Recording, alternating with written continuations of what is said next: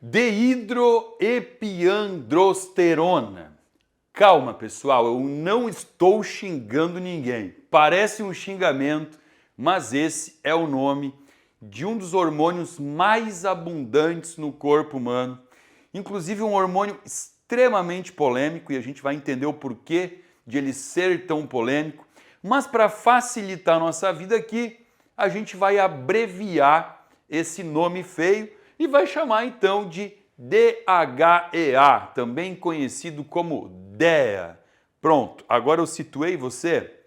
Acho que sim, porque esse hormônio é um hormônio muito conhecido e assim, estou chamando ele de hormônio e a gente vai entender aqui durante o vídeo se nós vamos chamar ele de hormônio, de pré-hormônio, mas enfim, fato é que o DHEA ele é muito famoso porque por muitos e muitos anos era proibido vender este hormônio no Brasil e todo mundo que queria tomar esse hormônio tinha que fazer um pedido especial para algum amigo que ia viajar para os Estados Unidos e aí tinha que trazer de lá. Era a única forma que aqui no Brasil nós tínhamos para consumir o DHEA. O incrível é que as pessoas não entendiam, né? Por que no Brasil é proibido e nos Estados Unidos é comprado na prateleira do supermercado Walmart, sem receita nenhuma? Tá lá, tem todas as doses para vender. É proibido num país e vendido de qualquer jeito nos Estados Unidos. Bom, feita essa introduçãozinha, eu vou explicar aqui hoje, a ideia desse vídeo é entender tudo sobre DHEA, função, produção, no que ele atua, para que a gente finalize esse vídeo sem ficar com dúvida nenhuma. E por que eu estou fazendo isso?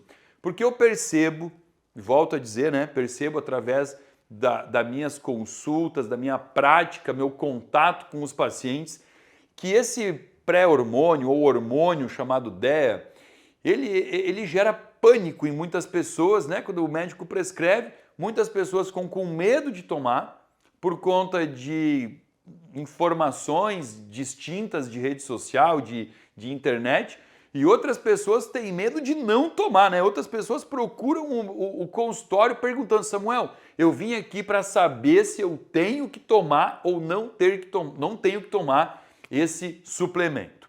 Meu nome é Samuel Dalelaste, sou médico, esse é o nosso espaço aqui no YouTube para discutirmos temas relacionados à saúde, bem-estar e qualidade de vida. Então vamos lá, já que a ideia aqui é falar sobre DHEA, nós temos que começar falando sobre colesterol.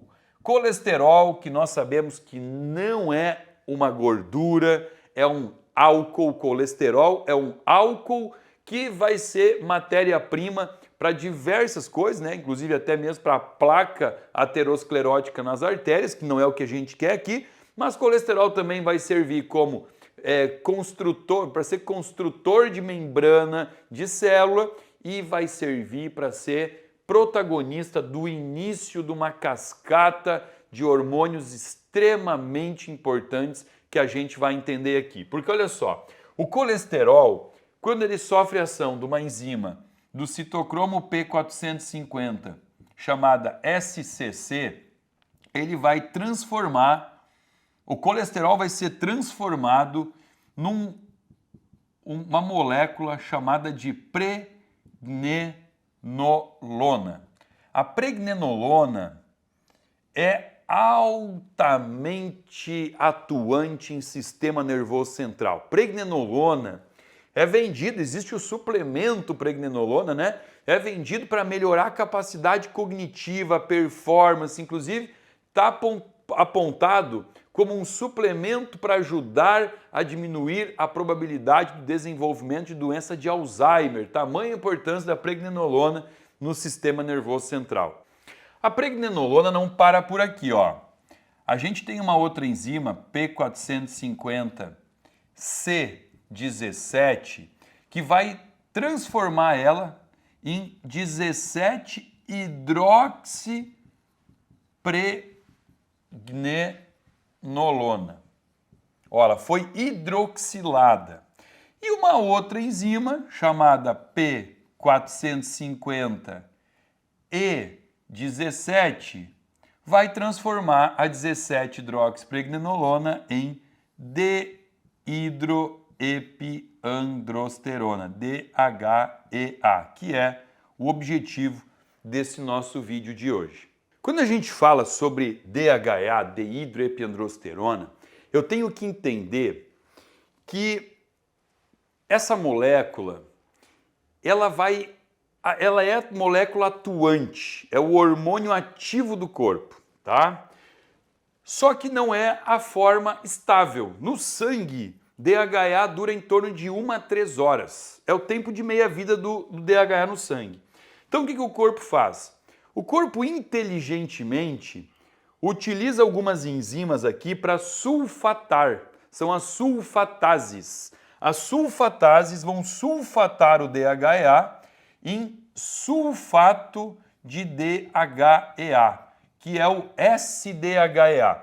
Por quê? Porque por uma estabilidade que o SDHEA tem com a molécula de albumina, eu aumento aqui a meia-vida, vai de 10 até 20 horas na corrente sanguínea. Então veja bem, o DHEA formado, ele não tem muito tempo de vida, então o corpo dá um jeitinho de sulfatar e guardar o SDHEA. Pensa comigo, se eu tenho o DHEA com um tempo de vida curto e o sulfato de DHEA com tempo de vida longo, qual é o exame que eu peço para o paciente, que eu vou pedir para coletar para ver no sangue? Eu vou pedir o DHEA? Não, eu vou pedir sempre a coleta do SDHEA. E aí eu consigo saber de uma forma mais fidedigna como é que estão os níveis da molécula DHEA no corpo. O sulfato de DHEA, ou seja, a forma sulfatada do DHEA, pode ser utilizado pelo corpo sim, mas é muito pouco utilizado, mais no tecido nervoso central, porque é a molécula de DHEA que vai realmente ser utilizado para sintetizar hormônios. E aí é que eu comecei aqui provocando. Será que o DHEA é um hormônio ou será que ele é um pré-hormônio? Olha só, depende. Por quê? O DHEA, ele tem função direta, onde ele mesmo já atua diretamente dando o efeito dele, né? E o que ele faz? Ele melhora a saúde cardiovascular, principalmente a saúde cardiovascular, e a falta do DHEA implica em aumento do risco de resistência insulínica. Olha que importante que eu estou falando aqui. DHEA baixo aumenta risco cardiovascular e aumenta risco de resistência insulínica. Mas é se convertendo em outros hormônios que o DHEA vai fazer a principal função dele. E aí vem um detalhezinho do porquê que ficou famoso, porquê que as pessoas pediam para o amigo trazer dos Estados Unidos o DHEA, porque o DHEA, muito tempo e ainda hoje, ele é associado a uma melhora da energia. As pessoas que tomam DHEA falam assim, nossa, melhorou a minha energia, melhorou meu libido, melhorou minha energia de vida, energia vital. E agora a gente vai entender por que realmente ele pode estar associado a isso, mas também vai entender por que outras pessoas podem tomar o DHEA e podem ter efeitos adversos, efeitos colaterais muito ruins. E aí é motivo pelo qual jamais alguma pessoa deve tomar DHEA sem indicação médica, tá? Principalmente sem fazer uma dosagem no sangue. Essas pessoas aí que faziam encomenda de suplemento americano sequer dosavam. Pediam para tomar, pediam para o amigo trazer para tomar porque o vizinho tomou e se sentiu muito bem. Então veja bem, aqui é importante a gente entender que tem que fazer a dosagem no sangue, né, e dosar o sulfato de dehidroepiandrosterona e saber que nem todo mundo pode tomar isso aqui, pelo menos sem uma avaliação médica. Por quê? Porque o DHEA ele é matéria-prima para vários hormônios, não é para um só. As pessoas falam assim, eu vou tomar o DHEA para aumentar minha testosterona. Ok, ele é matéria-prima para testosterona, mas ele também é matéria-prima para outros hormônios que, a depender da pessoa, pode trazer efeitos colaterais ou não. E para a gente explicar isso aqui e ficar mais claro, olha só, o que acontece? Como eu disse, tá? O DHEA pode virar SDHEA E também o contrário, o SDHEA pode virar DHEA. Essa troca fica acontecendo o tempo todo. Mas tem uma enzima chamada 3-beta-HSD que vai transformar o DHEA em androstenediona. Olha só, androstenediona. E outra enzima chamada 17-beta-HSD vai transformar a androstenediona em testosterona. Olha aqui, ó, agora a gente começou a entender por que muita gente queria tomar DHEA para ficar mais feliz, libido melhor, mais energia, por conta da testosterona. E se isso parasse por aqui, realmente só teria efeito benéfico. Só teria efeito benéfico. Porém, a testosterona, ela pode sofrer ação de mais duas enzimas, né? Eu posso transformar, vamos apagar aqui, ó, vou começar a fazer o círculo aqui, ó, vamos vir para o lado. A testosterona, ela pode sofrer ação de uma enzima chamada de aromatase ou CYP19, né? CYP19 ou vulgarmente chamada aromatase. E o que vai acontecer? A testosterona que for aromatada aqui, aromatizada na verdade, ela vai virar estradiol. E o que o estradiol pode fazer? Pode dar peitinho, né? O homem que toma, por exemplo, DHEA ou que aplica testosterona e tem uma tendência maior à aromatização, ele pode ficar com um aumento ou da gordura no peito, né, que a gente vai chamar de lipomastia, ou aumento da glândula mamária, que a gente chama de ginecomastia. Só que também existe outra enzima que atua aqui, chamada de 5-alfa-redutase, que vai transformar a testosterona em dihidrotestosterona, que vai dar uma maior queda de cabelo em quem tiver sensibilidade ao hormônio dihidrotestosterona no couro cabeludo, tá? Não é todo mundo que vai ter isso. Outros efeitos aqui, um pouco indesejáveis, muito comum em mulher, é a pele mais oleosa e mais acneica. Então veja bem, a gente já está falando de vários efeitos adversos aqui. Queda de cabelo, ginecomastia, acne. Se usar demais esse suplemento, na mulher, por exemplo, pode dar um espessamento das cordas vocais, um aumento do clitóris, um monte de coisinha que não é legal, né? Mas, claro, melhora a libido, melhora a energia, melhora um monte de coisa, tá? Então aqui a gente já entendeu o cenário todo pelo qual esse hormônio é muito famoso e muitas pessoas atribuem a ele uma vitalidade maior. Tá, legal, mas vamos lá.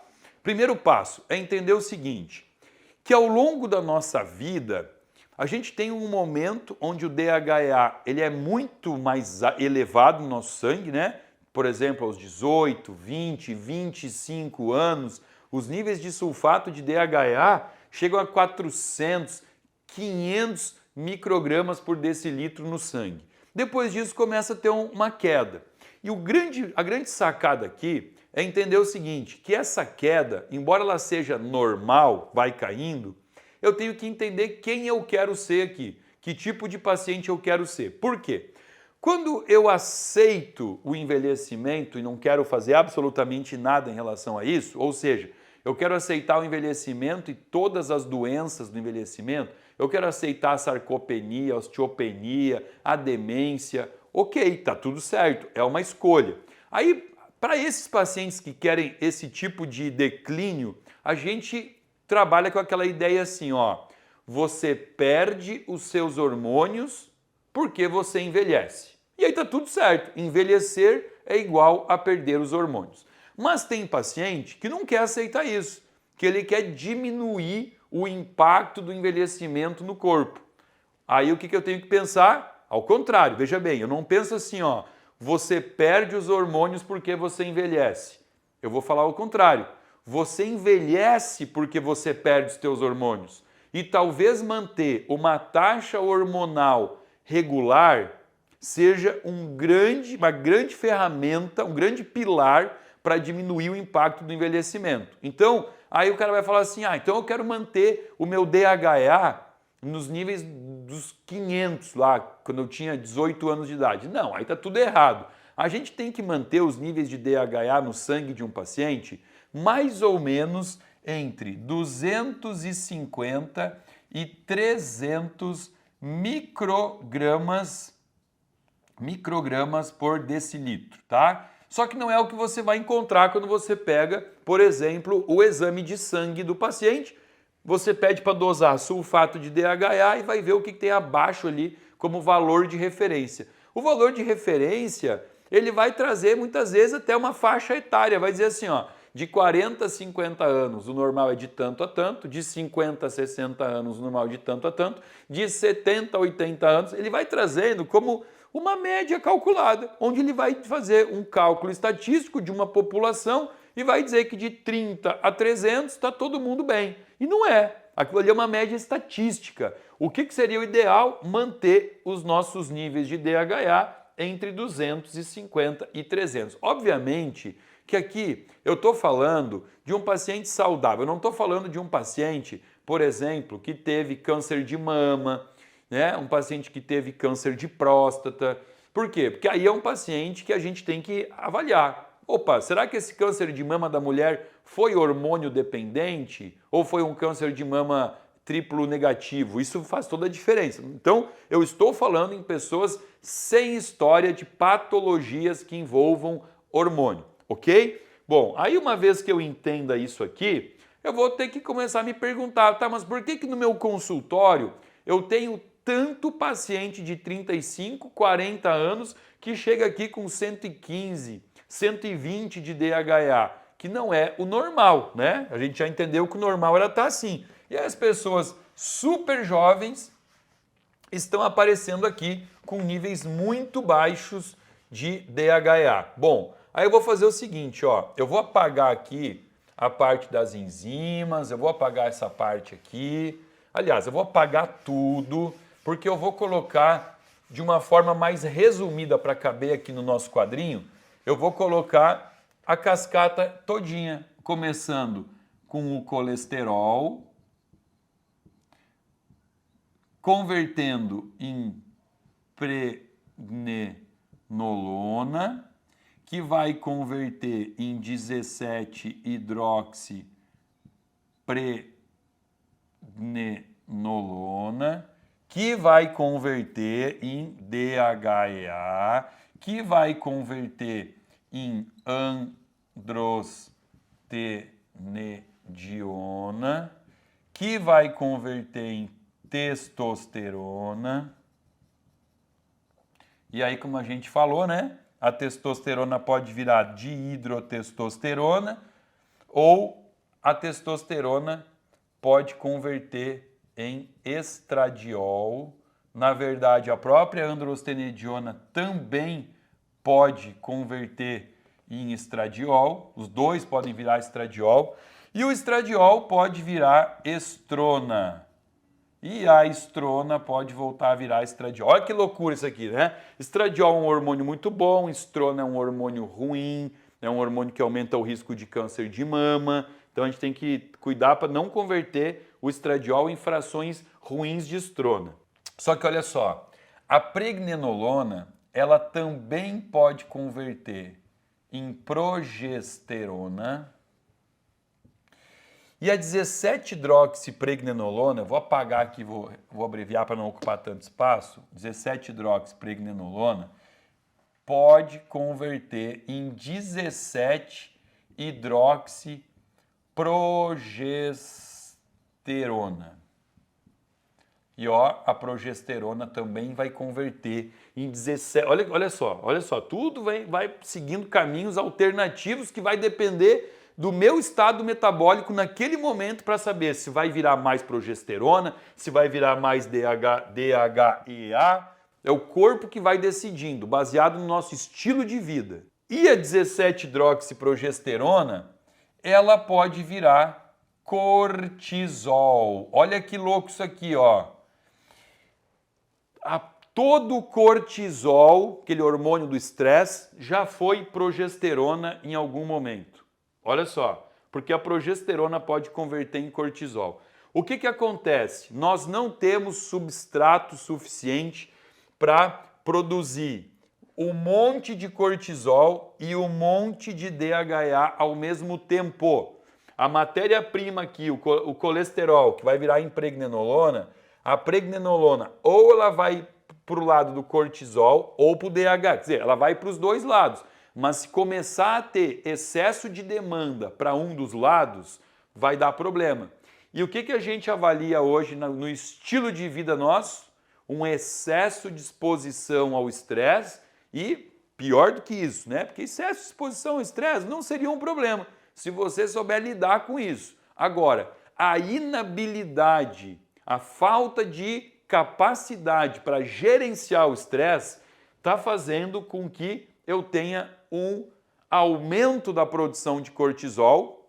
E onde é que eu produzo cortisol? No mesmo lugar que eu produzo DHA, nas adrenais. A produção de DHA e cortisol se faz nas duas glândulas adrenais, antigamente chamadas de suprarrenais, e nessa glândula eu não tenho capacidade de manter alto nível de cortisol e alto nível de DHA ao mesmo tempo, fazendo com que eu encontre todos os dias no meu consultório pessoas extremamente estressadas com nível baixo de DHA. E isso vai trazer o quê? Isso vai trazer uma testosterona muito baixa e, infelizmente, eu já atendi vários pacientes em situações assim e que foi no médico e começou a usar testosterona, repôs testosterona, ao invés de equilibrar todo esse eixo aqui. Então vamos lá, pessoas jovens, pessoas que não estão em andropausa, não têm necessidade de repor DHA, não tem necessidade de repor testosterona se o nível de DHA estiver baixo. O que tem que fazer aqui é melhorar essa condição hormonal para que os níveis de testosterona normalizem através de uma correção metabólica. É isso que nós deveríamos fazer dentro do nosso consultório. E um detalhe importante aqui também é entender o seguinte, ó. Olha o que eu falei. O DHA, ele é precursor de hormônios andrógenos, né, androstenediona e testosterona, e também estrógenos. A mulher, ela produz 75% de todos os seus hormônios sexuais no ovário e apenas 25% derivado do DHA produzido pelas adrenais.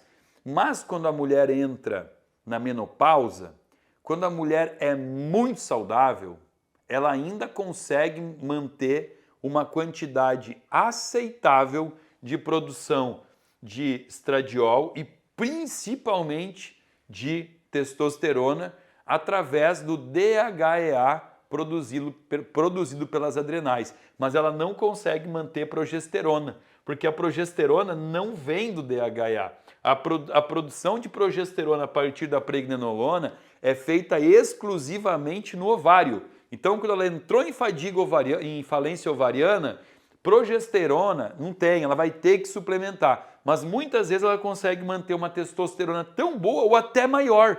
Muita mulher entra na menopausa e a adrenal assume a responsabilidade de produção e a testosterona fica maior do que era na fase fértil da mulher. Isso é super comum. Por isso que a gente tem que avaliar exame para tratar a paciente e olhar cada um como um indivíduo único, né? Sem fazer protocolo. E qual é o protocolo de menopausa? Não tem protocolo de menopausa. Existe uma pessoa aqui na minha frente, a Maria, a Joana, e eu vou olhar essa paciente e olhar os exames dela e, portanto, suplementar, prescrever conforme a sua necessidade. Bom, então assim, o que tem que ficar claro aqui? Em primeiro lugar, o Samuel não falou de dose e não vou falar mesmo. Aliás, vou falar, tá? Vou falar. O que existe no mercado hoje de DHA para comprar?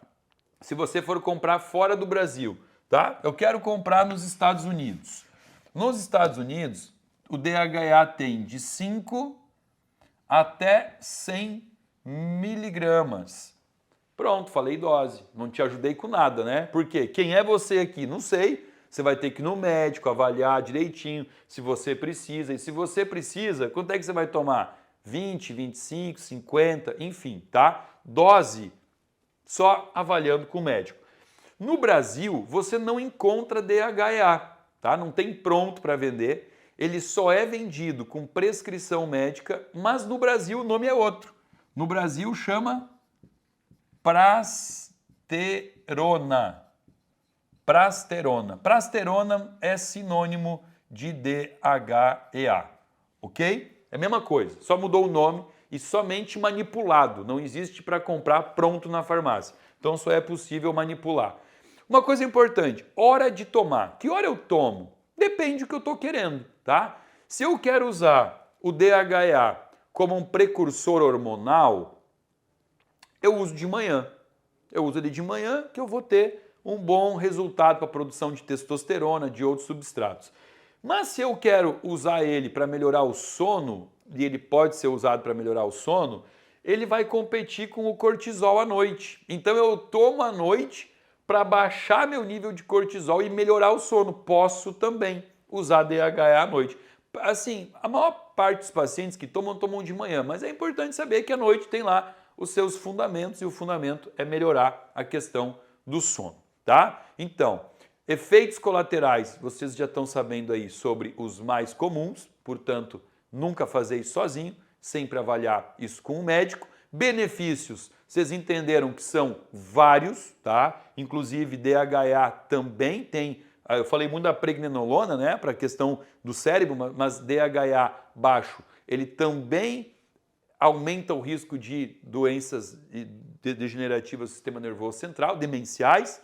E uma coisa que, ia esquecendo de falar, o DHA é extremamente importante para engravidar e manter a gestação. Níveis baixos de DHA podem estar associados a maior risco de aborto e de infertilidade, tá? Então, quando uma paciente quer engravidar, ela precisa manter o seu nível de DHA perto de 300 a 400. Muitas vezes eu jogo lá para cima, boto o sulfato de DHA em 400. Importante para vocês, mulheres tentantes, né? Quem está tentando engravidar, tá? Eu já tive algumas pacientes, inclusive, que tiveram alguns abortos e quando eu olhei no sangue lá, o DHA estava em 57. E aí faz a suplementação. Claro que eu não posso falar, né, que foi só o DHA que mudou a vida, porque é uma paciente que veio, fez a suplementação com DHA, com vitamina D, melhorou todo o equilíbrio da tireoide e aí engravidou e não abortou. Então, obviamente, seria até raso eu falar que foi o DHA que mudou tudo, mas ele estava lá no tratamento e com certeza fez toda a diferença. Então, eu explanei aqui várias situações em que o DHA é importante, né?